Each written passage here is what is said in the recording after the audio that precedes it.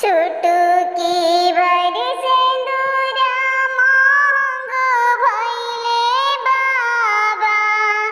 चुनरी भइले अनमोल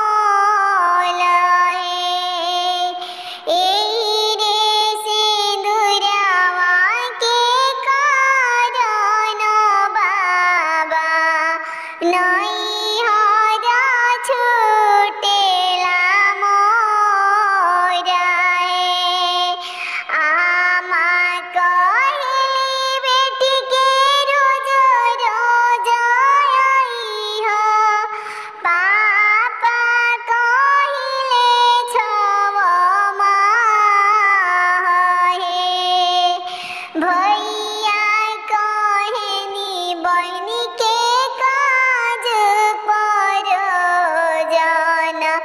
भाभी कहनी कवन काम आमा जे दिली बहिनी के अनधन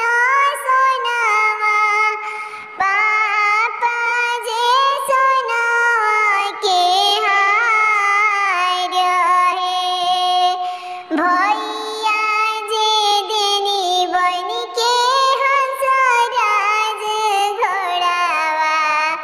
भाभी महुइया के गाठ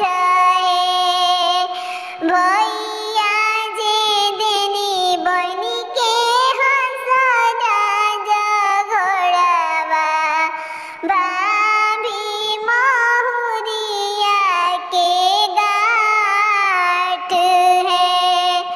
चुटकी भर सिंदूरा महंग भइले बाबा चुनरी भइले अनमोल एही रे सिंदूरवा के कारण बाबा